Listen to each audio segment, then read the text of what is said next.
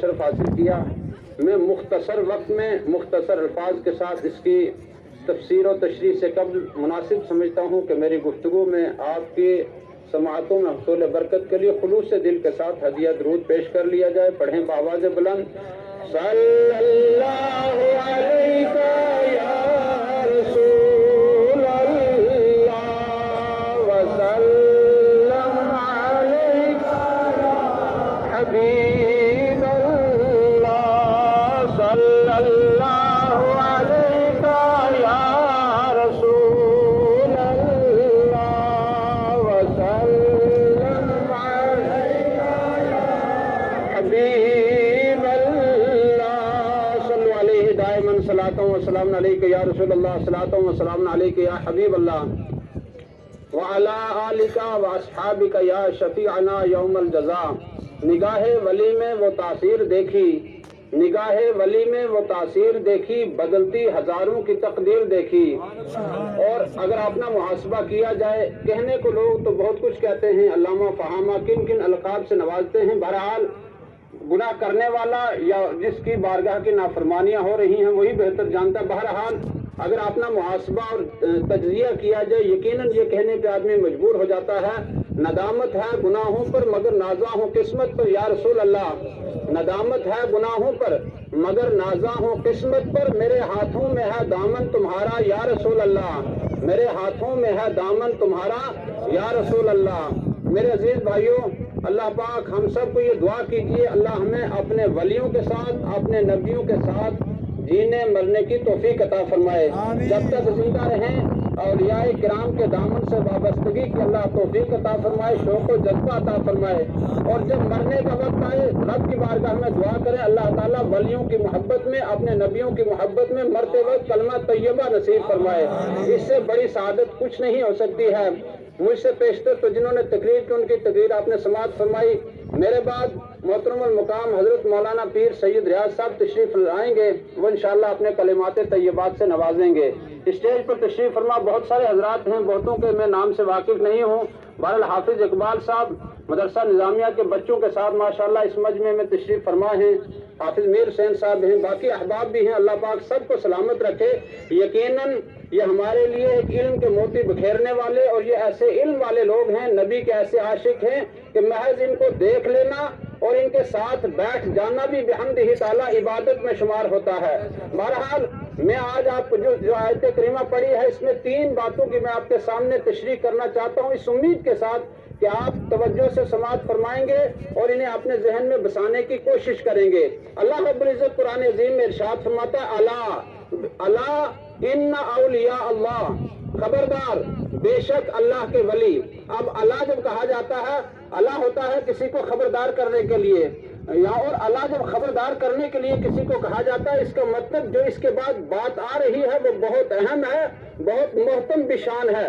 جیسے آپ کے یہاں ٹرانسفارم لگا ہو، وہاں لکھا رہتا ہے وارننگ، یا اردو میں لکھا رہتا ہے خطرہ، مطلب وہ ایک بندے کو ہوشیار کرنے کے لیے ہے۔ تو اب رب تبارک و تعالیٰ آگاہ فرما رہا ہے اللہ۔ اب جب ہم نے یہاں لفظ اللہ پڑھا کہ رب فرما رہا ہے خبردار، لیکن جب نماز کا حکم رب نے دیا تو صرف اتنا فرمایا اقیم الصلاۃ، نماز قائم کرو۔ زکوٰۃ کا حکم دیا تو آتوا الزکاۃ، اتنا فرما دیا۔ زکوٰۃ ہو، روزہ ہو، حج ہو، یہ دیگر فرائض ہوں، اللہ رب العزت نے لفظ اللہ نہیں فرمایا۔ لیکن جب باری آئی اپنے دوستوں کی، جب باری آئی اپنے ولیوں کی، تو رب کے سیاق کلام، رب کا انداز کلام ان کلاموں سے الگ ہوا۔ پتہ یہ چلا رب تعالیٰ اللہ فرما کر خبردار کر رہا ہے، انا بے شک اولیاء اللہ، یعنی جو اللہ کے ولی ہوتے ہیں نہ انہیں کوئی خوف ہے اور نہ انہیں کوئی ڈر ہے، سبحان اللہ۔ اور لفظ اللہ سے مفسرین یہ بھی فرماتے ہیں کہ یہ آگاہ کیا جا رہا ہے، خبردار کیا جا رہا ہے کہ اگر تم نمازیں پڑھو اس کا تعلق حقوق اللہ سے ہے، نمازوں میں کوئی کمی خامی رہ جائے، تلاوت میں کوئی کمی رہ جائے تو رب تعالیٰ کے حقوق رب تعالیٰ سے متعلق ہیں، وہ بخشے جا سکتے ہیں۔ لیکن اس صورت میں جب میرے لوگوں کی، میرے نبی کے امتیوں کی، میرے ولیوں کے ساتھ دوستی ہوگی، میرے ولیوں کے چاہنے والے والے ہوں گے، میرے ولیوں کا ادب کرنے والے ہوں گے، اللہ پاک ان کی عبادت بھی قبول فرمائے گا، سبحان اللہ۔ اور خبردار ہو جاؤ،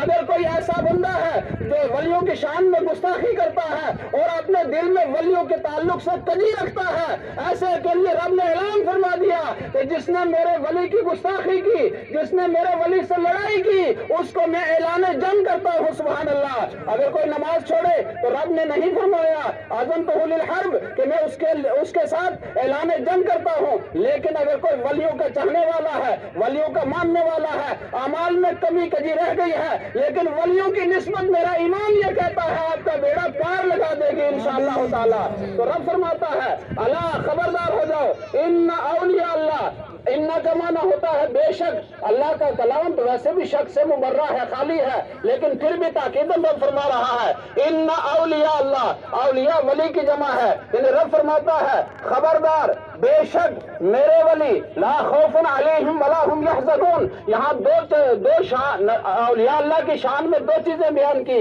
کہ ان پر کوئی خوف نہیں، ولا هم یحزنون، اور نہ انہیں کوئی غم ہے۔ ایک ہوتا ہے خوف، ایک ہوتا ہے غم۔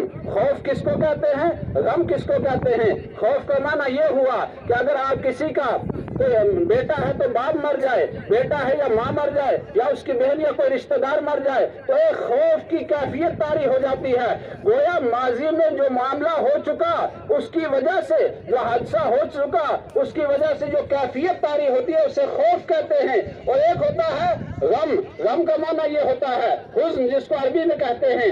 اگر مستقبل میں فیوچر میں کوئی ایسا معاملہ پیش آنے والا ہے، اس کی وجہ سے آپ پر جو کیفیت طاری ہو اسے غم کہا جاتا ہے۔ جیسے آپ کہیں جنگل میں جا رہے ہیں، وہ مستقبل کا وقت ہے، آنے والا وقت آپ کے سامنے آ رہا ہے، اور آگے لگا آپ کو جنگل میں کوئی خوف لگ رہا ہے، ڈر لگ رہا ہے، آپ سوچتے ہوں گے یا کوئی شیر ہو سکتا ہے، ریچھ ہو سکتا ہے، کوئی چیتا یا درندہ جانور ہو سکتا ہے، جو اس جانور کا تصور لے کر مستقبل میں جو حالات یا اس طرح کے حادثات کا جب آپ ذہن میں ایک تصور لے کر آپ کے اندر جو خوف کی کیفیت طاری ہوتی ہے اسے غم کہتے ہیں۔ یعنی اللہ رب العزت یہ فرما رہا ہے جو میرے ولی ہیں انہیں ماضی میں کیا ہوا اس کا خوف بھی نہیں، مستقبل میں کیا ہونے والا ہے اس کا غم بھی نہیں ہے، سبحان اللہ۔ یہ ہے اللہ کے ولیوں کی شان۔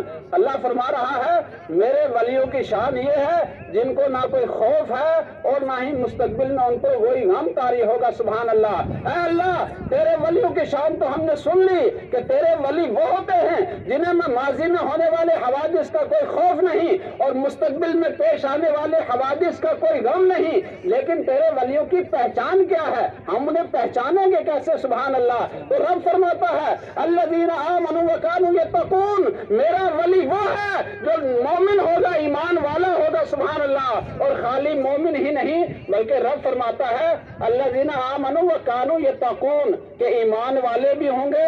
میرا ولی وہی ہو سکتا ہے جو ایمان والا ہو، اور ایمان کے بعد کانوا یتقون، کانا جب فعل مضارع پر آتا ہے اس کا معنی ہوتا ہے زندگی کے ہر لمحے میں، ہر آن، ہر وقت جو اللہ کی بارگاہ میں جھکا رہے، اپنے دل کو جھکائے رکھے اور رب سے لو لگائے رکھے، وہی اللہ کا ولی ہو سکتا ہے، سبحان اللہ۔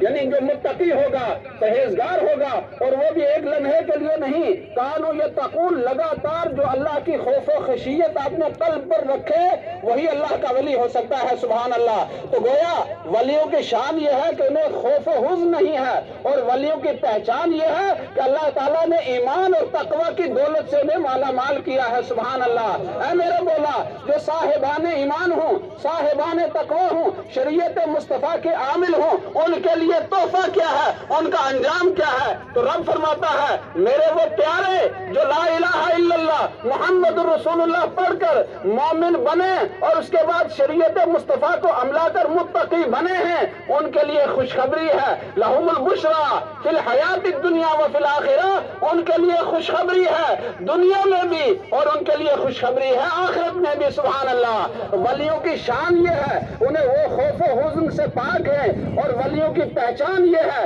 وہ ایمان اور تقوی والے ہوتے ہیں، اور ولیوں کا انجام یہ ہے کہ دنیا میں رہیں تو بھی ان کے لیے خوشخبری ہے، اور دنیا سے جب تشریف لے جائیں تو بھی ان کے لیے خوشخبری ہے، سبحان اللہ۔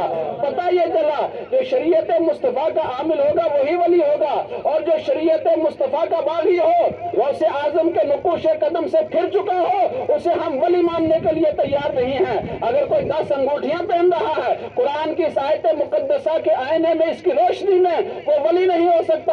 اور اگر کوئی ایسا شخص ہے نمازیں نہیں پڑھتا ہے اور وہ شریعت مصطفیٰ کا ظاہراً بھی باغی ہے باطناً بھی باغی ہے، ہو سکتا ہے کہ کسی کو اس سے فائدہ ہو جائے۔ فائدہ کسی کو کسی سے ہو جانا یہ ولایت کا معیار نہیں ہے۔ ولایت کا معیار ہے نقشے غوث اعظم پر چلنا، اور ولایت کا معیار ہے آقا کونین کی شریعت کی پاسداری کرنا۔ جو شریعت مصطفیٰ کا باغی ہوگا، شریعت مصطفیٰ کے خلاف اس کے قدم اٹھتے ہوں گے، شریعت مصطفیٰ کے خلاف شب و روز گزرتے ہوں گے، اسے قرآن نے ولی تسلیم نہیں کیا ہے۔ اب ہم اگر کسی کو ولی کہہ لیتے ہیں، ہم پہچانتے ہی نہیں ہیں۔ حقیقت یہ ہے ولی اللہ کا دوست ہوتا ہے۔ گویا جو شریعت مصطفیٰ کا باغی ہو اس کو ہم ولی کہہ کر رب تعالیٰ کی بارگاہ میں گستاخی کر رہے ہیں۔ رب کا جو باغی ہے، رب کے رسول کا باغی ہے، سارے ولیوں کے سردار سیدنا غوث اعظم کے طریقہ کار کا جو باغی ہے اس کو ہم ولی کہہ رہے ہیں۔ ارے ہمارے کہنے سے کیا ہوگا؟ رب نے اس کو ولی کہا یا نہیں کہا ہے ہمیں یہ بھی دیکھنا ہوگا، اور رب نے اپنے دوست کا معیار کیا متعین کیا ہے ہمیں اسے بھی سمجھنا ہوگا۔ ہم میاں بشیر صاحب رحمت اللہ علیہ کے پاس جب جاتے تھے نا، اللہ رسول کی قسم کھا کے میں کہتا ہوں کہ جب ان کی بارگاہ میں ہم بیٹھتے تھے ہمیں سب کچھ بھول جاتا تھا۔ دنیا ہے کیا چیز ہے سارا کچھ بھول جاتے تھے۔ ابھی فون آئے تو ہم فون اٹھا لیتے ہیں، اٹینشن ڈیوائڈ ہو جاتی ہے۔ لیکن جب میاں بشیر صاحب رحمت اللہ علیہ کے پاس ہم بیٹھتے تھے ساری چیزیں بھول جاتے تھے۔ میں دیکھتا ہوں کہ آج اگر اللہ کے ولی اس دنیا میں موجود ہیں، ولیوں کی پہچان کیا ہے؟ ایک مرتبہ صحابہ کرام اللہ کے رسول صلی اللہ علیہ وسلم کی بارگاہ میں تشریف فرما تھے۔ اللہ کے رسول صلی اللہ